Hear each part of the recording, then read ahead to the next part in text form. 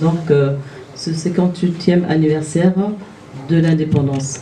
Donc je dis bien, c'est pas une fête, c'est une commémoration, parce que bien sûr, je l'ai dit tout à l'heure, nous ne fêtons pas les indépendances, parce que nous ne sommes pas un pays indépendant.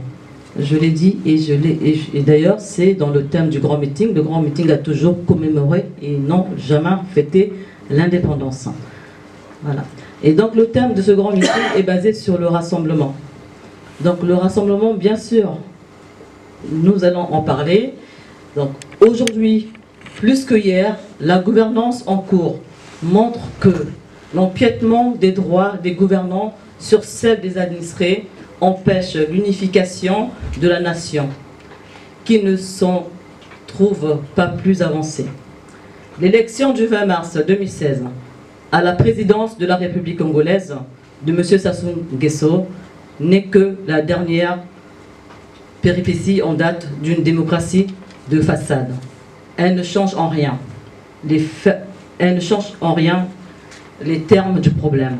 Et ce n'est qu'elle renforce le camp des exterminateurs. Parce que nous savons qu'au Congo, aujourd'hui, nous avons des exterminateurs. C'est des gens qui exterminent le peuple congolais. Nous avons vu la guerre du Sud, Chakoda, et ne parlons pas que de cela, il y a eu les 353 disparus du beach. Donc nous venons de très loin. Donc le Congo est en train de mourir. Le processus de sortie de crise reste entièrement à accomplir. Les responsables politiques, les activistes en exil doivent éviter de s'enliser dans des luttes intestines et combien inopportunes de positionnement.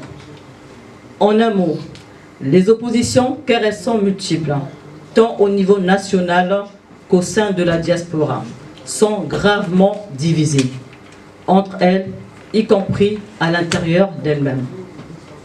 Le spectacle du mensonge et celui des persécutions, des frustrations et des humiliations, ainsi que des querelles intestines, a profondément troublé les âmes généreuses et sont un motif suffisant pour freiner la lutte de libération nationale.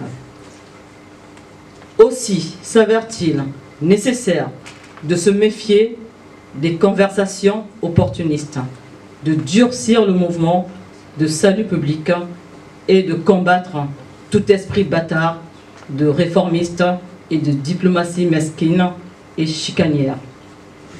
Mes chers compatriotes, peuple congolais et amis du Congo, l'exacerbation des ambitions précoces, mal maîtrisées et mal ventilées, nos forces dispersées, des énergies absorbées par des luttes fratricides de positionnement, voilà qui conduit la lutte de libération nationale à sa ruine et qui nous réserve des lendemains peu reluisants. La lutte a aujourd'hui changé de contenu, de cible, de nature et de signification. Les termes pour qualifier les responsables politiques ainsi que leur utilisation ne procèdent pas de leur savoir-faire, de leur capacité à faire, mais davantage de leur allégeance. Pourquoi et dans quel intérêt? D'où la nécessité,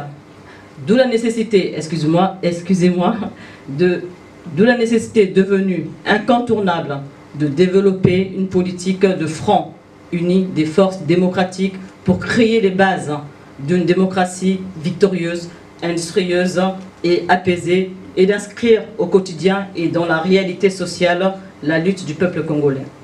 Il faut, dans ces conditions, passer à une offensive vertigineuse, vigoureuse, plus conséquente, plus systématique, mieux régulée. Il nous faut alors vaincre le sectarisme, l'inertie qui en découle et les déchirements internes qui nous affaiblissent. Nous avons tous ici présents pour mission d'agir et de soutenir le peuple congolais. Pour cela, une seule condition, aimer le Congo et accepter librement en son âme et conscience de s'inscrire parmi les hommes et les femmes, les jeunes et les vieux, sans en ausculter les adultes. Tous avec leurs différences, mais tous résolus à faire éclore et se développer en eux, en la communauté nationale, leur patriotisme militant et citoyen en vue de la lutte héroïque du peuple congolais. Contre l'oppression, la tyrannie, la dictature, la servitude et le déni de droit que le pouvoir sanguinaire, inique et clanique de Brazzaville exerce sur le peuple congolais tout entier. Contre la corruption, l'inquisition ainsi que les violences d'un coup d'État permanent auquel les Congolais sont désormais non seulement soumis mais assujettis. Un tel combat ne saurait être exclusif, il ne saurait être ni du nord, ni du sud, ni de l'est, ni de l'ouest, du centre non plus. Il est nécessairement et organiquement inclusif, il n'est ni catégoriel, ni étagé, encore moins personnalisé.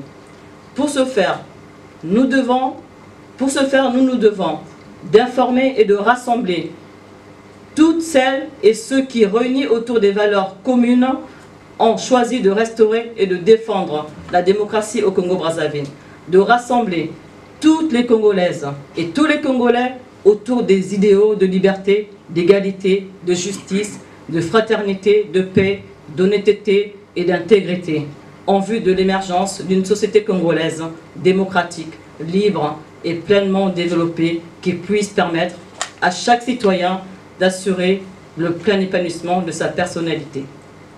Plus généralement, nous devons nous engager à promouvoir la démocratie et instaurer une politique fondée sur le respect de la souveraineté du peuple et de l'indépendance nationale. Mes chers compatriotes, peuple congolais et amis du Congo, je vous remercie de votre attention. La lutte continue et je me battrai toujours pour le Congo et l'avenir des Congolais. Je vous remercie.